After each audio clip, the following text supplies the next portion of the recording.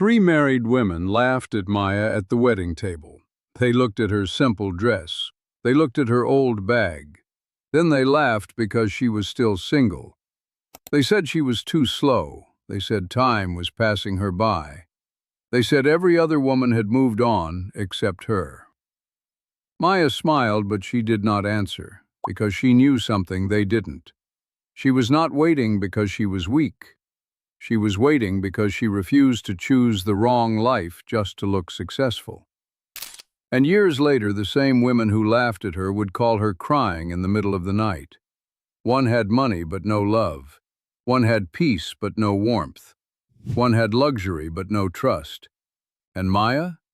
Maya had waited long enough to choose a life that was truly hers.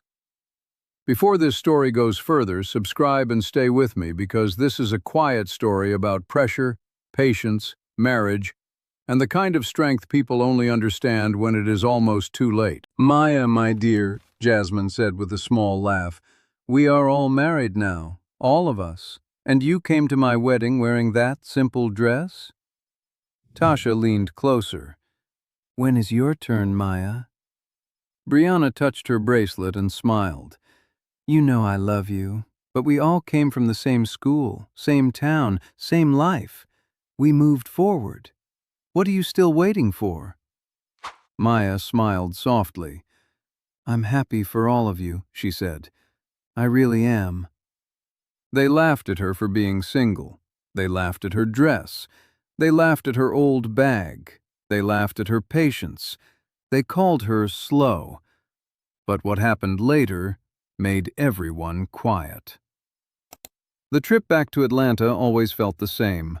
Hot air, fried food from small restaurants, gas from traffic, smoke from backyard grills. It was the smell of a city that never waited for anyone. As the bus entered Atlanta, Maya looked out the window. She watched the rooftops, churches, and old streets pass by. Jasmine sat beside her, typing fast on her phone. Her long nails clicked against the screen. Brianna was asleep across the aisle, her graduation scarf twisted to one side. Tasha sat near the front of the bus, fixing her makeup like the whole city was waiting to see her. 4 women, 4 graduations, one neighborhood waiting for them to come home. The bus stopped near downtown Atlanta. Right away, the noise started. Mothers called names, drivers shouted, cars honked, people hugged, laughed, complained, and pulled their bags through the crowd. But under all that noise, Maya felt pressure. It was small, but it was there. She had felt it when she told people she came home without a job offer. She had heard it in her aunt's voice the week before. "So what are you doing now? What is the plan?" Not congratulations, not welcome home, just the plan. Maya stepped into the heat with her bag. Auburn Avenue had not changed much in 4 years. The same African grocery store was still on the corner. The same cracked sidewalk was still there. The same old houses stood in the same places, and the same people sat on porches, watching everything. In just 2 days, people asked Maya the same 4 questions again and again. When did you get back? What did you study? Do you have a job? When are you getting married? That last question always came fast. It felt like the real reason they were talking to her. Maya smiled every time. "One step at a time," she said. But the women in the neighborhood did not like that answer. Tasha was the first to say it openly. The 4 friends were sitting in Brianna's room, just like they used to in high school. Jasmine was stretched out on the bed. Brianna sat near the headboard. Tasha sat on a plastic chair. Maya sat on the floor with her back against the wardrobe. It looked like old times, but it did not feel like old times. "I'm not waiting for a job to save me," Tasha said. "The plan is a good man. People don't want to say it, but it's true." "I agree," Brianna said. "I'm tired of struggling. If a man can give me peace and a stable home, why should I stay single and suffer?" Jasmine laughed softly. You two are talking about peace. I want life. I want travel. I want nice things. I want a man who is proud to show me off. Exactly, Tasha said. Love is sweet, but love in a nice house is sweeter. Maya listened. She had learned that being quiet did not mean she had nothing to say, and listening did not mean she agreed. Maya, you're too quiet, Jasmine said. What do you think? I think we just got home, Maya said. The room went quiet. Tasha looked at her. Do you think time is waiting for you? Do you think men will just stand around until you are ready? I'm not saying that, Maya said. I'm saying there is a difference between choosing something and rushing into it because you are scared. Scared? Brianna asked. Nobody said anything about fear.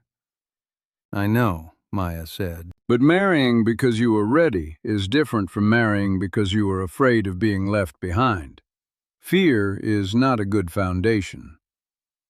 Tasha shook her head. When the pressure comes, you will understand. It always comes. And it did. It came from church aunties who looked too long at Maya's empty ring finger. It came from neighbors comparing her to other women. Do you know Ada's daughter? She graduated the same time as Maya. She is already pregnant. Her husband is doing well in Houston. They just bought a house. It came from mothers who loved their daughters but were also afraid for them. They believed a woman without a husband was not complete. One evening, Maya and her mother were sitting on the porch, shelling peas. Her mother spoke softly. I'm not telling you to rush, my daughter. I'm only telling you not to sleep. Mama, I'm not sleeping. Good, because time does not go backward. Maya nodded and said nothing. A few weeks later, Maya found a small learning center 3 streets away. They needed someone to teach children reading and basic English in the evenings. The pay was not much, but Maya took the job. During the day, she read, she wrote. She thought about what kind of life she really wanted when nobody was watching. Her friends made different choices. Tasha went to every wedding, church event, and social gathering she could find. She dressed carefully so people would notice her. Brianna spent more time at her uncle's hardware store in Decatur because men who came there were often building homes and planning futures. Jasmine posted more photos online. She made her family's simple living room look expensive with camera angles and good lighting. Maya watched them all. She did not judge them. She understood. Her friends were not only chasing love, they were also running from fear. And in their community, fear was loud. Tasha got married first. No one was surprised. She had always known what she wanted. The man's name was Marcus Reynolds. He owned 2 gas stations near Charlotte and drove a black Lexus. He was 15 years older than her. He was quiet, serious, and rich enough to make people respect him. They dated for 4 months. Then they got engaged. The wedding was big and colorful. I told you all, Tasha said, if a man can carry the weight, a woman should not struggle. People praised her. Tasha, you have done well. Maya looked at her friend and smiled. Be happy, Tasha. Some women laughed, like Maya was joking, but Maya meant it. She bought the wedding fabric. She danced at the reception. She smiled in every picture.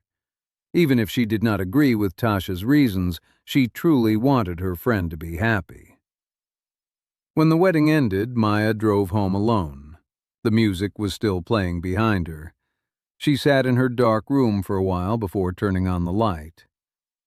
Brianna got married next, 5 months later. Her husband was Daniel Brooks. He worked for the city and came home at the same time every night. He was not exciting. But Brianna had never asked for exciting. She wanted calm. She wanted a man who did not shout. She wanted a home that did not feel like trouble was always coming. Daniel gave her that. His family was traditional.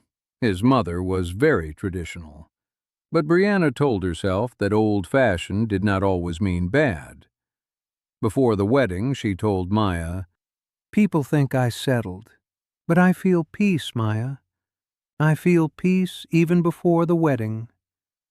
Maya smiled. "I'm happy for you." "You mean that?" "I really do." Brianna's wedding was quieter than Tasha's, but it was beautiful. There was ivory lace, a church ceremony, good food, family, music. Maya danced and smiled. On the way home, Jasmine called her. "Two down, two to go," Jasmine said. "Maya, our turn is coming." "Go to bed, Jasmine." "I'm serious. Don't let them leave us behind." "Good night." Maya hung up and drove home in silence. Jasmine came next. She met Desmond Carter at a birthday party in Dallas. Desmond was everything Jasmine wanted. Tall, well-dressed, well-traveled, free with money. He bought tables. He tipped big. He made people feel important just by being around him. He noticed Jasmine almost right away. Their relationship moved fast. It was bright and exciting. "Look where he took me for my birthday," Jasmine said, showing pictures. "Look at this hotel. Look at this view. This is the life I wanted." "You deserve it," Brianna said. "He seems generous," Maya said. "Just make sure you know who he is when the trips are over." Jasmine rolled her eyes. "Maya, why are you always so careful? Relax. Not everything needs deep thinking." "I'm only saying take your time." "You call it time, I call it overthinking. Some of us cannot wait like you." The room became quiet. Tasha looked away. Brianna fixed her scarf. Maya nodded and said nothing. 6 months later, Jasmine's wedding was the biggest one. It lasted 2 days. There was a live band, a planner from Dallas, a dress everyone talked about before the wedding even started. It was the kind of wedding where people were busy taking pictures for their phones. Maya wore the wedding fabric. She danced. She smiled in every photo. But when the night ended and the lights went off, she sat in her car without starting it. 3 friends, 3 marriages, 3 new lives. And Maya was still alone. She was not exactly sad. It was a different feeling, like standing still while everything around you moves. Finally, she started the car and drove home. And somewhere in Atlanta, a man was already being prepared for her. Her friends had chosen him because they truly believed they were helping. Walls hear everything. They hear what people say after guests leave. They hear quiet dinners. They hear doors closing too hard. They know the difference between a house and a home. They know the difference between a real marriage and a pretty picture. The walls of 3 homes had been listening, and what they heard was not what the weddings had promised. Tasha had money in Marcus's house. That was true. The fridge was always full. The lights stayed on. She had a big closet. Marcus put money in an account for her every week. But Marcus was not really there. He came home, he ate, he watched the news, he slept. On weekends, he visited his mother, who still acted like Tasha was not the real woman of the house. Marcus did not shout. He did not hurt Tasha. He just gave no warmth. He was present, but he did not see her. "He is not a bad man," Tasha said one day. "But Maya, I don't think he sees me. I live in this house every day, and I still feel invisible." "Have you talked to him?" Brianna asked. "I tried." "What did he say?" "He said I should not complain because I have everything I need. He said many women would be grateful." Tasha had gotten what she asked for: comfort, money, a stable home. But she felt lonely. She had learned that being provided for was not the same as being loved. Brianna was also learning. Daniel did not hurt her. He was steady. He came home on time. He wore clean shirts. He sat at dinner quietly. He did not shout. But he also did not give much. Their conversations were short. Their home was calm, but it was not warm. Everything worked like a clock, quiet, clean, on time, but without feeling. Brianna learned that peace without love can also feel lonely. Then Daniel's family started pressing her. "Brianna, this is how Daniel likes his soup. Brianna, the kitchen should be cleaned every night. Brianna, 8 months have passed. People are asking questions. You know what questions." Brianna smiled because she had practiced smiling. That night she called Maya. "I'm fine," she said. "I just wanted to hear your voice." "Are you sure?" "Maya, the peace is real. I just didn't know peace could feel lonely, too. Please don't be wise right now. Just talk to me about anything else." So Maya talked. She talked about the learning center. She talked about a funny thing one child said. She talked about her small garden behind her mother's house. She stayed on the phone until Brianna's breathing became calm. Jasmine's life looked the best from the outside and hurt the most inside. Desmond was big, loud, charming, and unpredictable.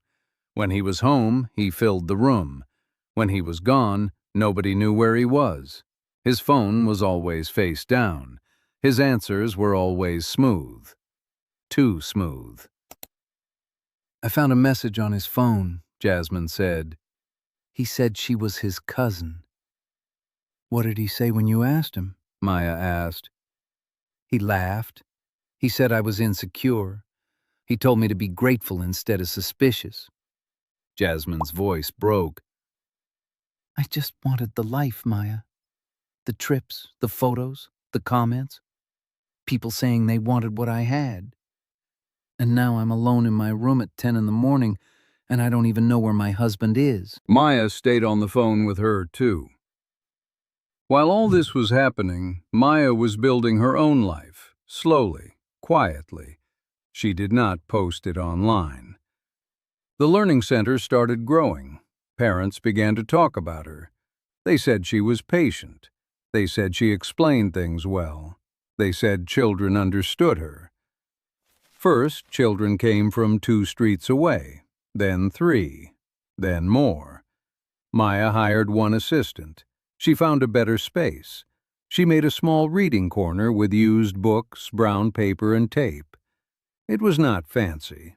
It was not made for Instagram. But it was hers, completely hers. And she had peace.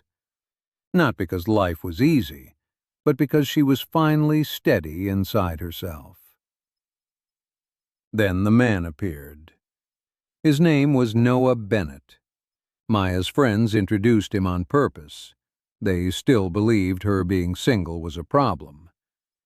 Noah was 41, successful, serious, ready.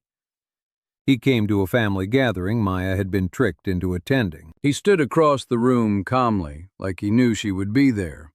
They talked. He did not try too hard. He did not show off.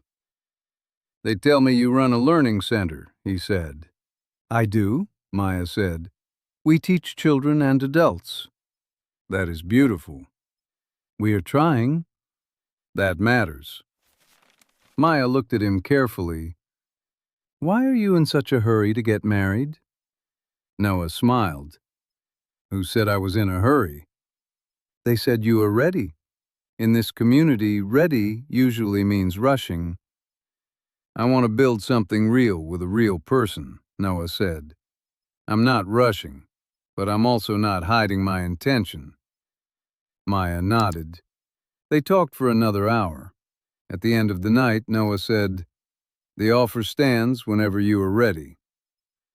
For the first time in a long time, Maya felt something shift inside her. Not fear, not pressure. Hope. She went home and treated that hope carefully. Time passed. 3 years. And in those 3 years, the results of everyone's choices began to show, because the community was still watching. Tasha left Marcus on a Thursday. No shouting, no drama. She packed 2 bags while he was at the gas station and called the driver she trusted. She went back to her mother's house on Auburn Avenue. "I thought money was enough," Tasha said. "I built my whole plan around it. But Maya, a woman cannot live on money alone." "You are not a failure," Maya said. "I feel like one. You chose with what you knew then. Now you know more. That is not failure. That is life." Tasha covered her face. "I called you slow. I laughed at you. I know I did." "I know. I'm sorry." "I know that too." Maya made her tea. She stayed with her until evening. She did not remind Tasha of the past. She simply stayed, because that was what Tasha needed. Brianna's pain came more slowly. Daniel did not change. And that was the problem. Same quiet dinners, same cold peace. Same men who gave stability but not love. For 2 years, Brianna told herself stability was enough. Then one morning, she could not keep lying to herself. She called Maya. "I think I settled for the wrong things." "What do you mean?" "I wanted peace so badly that I accepted things I should have questioned. His silence, his mother, the way he never asks if I'm okay. Maya, 3 years. Not once." "What do you need now?" "I need to start telling the truth about my life." "That is a good start." Brianna became quiet. "You never made us feel stupid," she said, "even when we laughed at you." "You were not stupid," Maya said. "You were scared. We were all scared of something." "What were you scared of?" "Being wrong, being alone, being the last one with nothing to show." "But you waited anyway." "I waited anyway." Jasmine's truth came loudly. Desmond broke his promises, more than once. For 18 months, Jasmine tried to explain things away. Then one woman called the house phone. That was enough. Within a week, Jasmine left. The house, the trips, the pretty pictures, all of it. She moved into her sister's apartment with 2 suitcases. She called Maya at 2 in the morning. "I know it's late," Jasmine said. "I just wanted to hear your voice. You always make things sound like they will be okay." "They will be okay." "Maya, I was so mean to you." "Jasmine." "No, let me say it. I talked down to you. I said you didn't understand life. I said time was passing you by. Now look at me. I'm crying in my sister's spare room." "That is not what matters right now," Maya said. "Why are you not angry with us?" "Because I am still building my future. If I stay angry, I will waste my energy on the past." "You and Noah?" "And other things." Noah proposed one evening after the last child left the learning center. He sat on a small plastic chair that was too low for him. He held out a ring he had chosen himself. Not for show, not to impress people. "Maya," he said, "I know who you are. Not who people want you to be. Not who I want you to become. I know who you really are. And if you let me, I want to build a life with that woman." Maya looked at him and smiled. "She will let you," she said. Their wedding was small, simple, peaceful. It was not made to impress Atlanta. It was not made to compete with anyone. It was just 2 people who chose each other with open eyes. The morning after the wedding, Maya woke up in a quiet house. The curtains were open. She thought about her three friends, where they had been, what they had learned, what they were trying to rebuild. She did not feel better than them. She did not feel proud. She only felt calm. The calm of a woman who trusted herself when everyone told her not to. The calm of a woman who waited, not because she was weak, but because she wanted the right life. Outside, Atlanta was already awake, already watching, already judging. But for the first time in a long time, Maya did not feel heavy under its eyes. She had nothing left to prove. And that was what freedom felt like. If this story touched you, subscribe and tell me in the comments, would you wait for the life that is truly right for you, even if everyone around you said you were too late?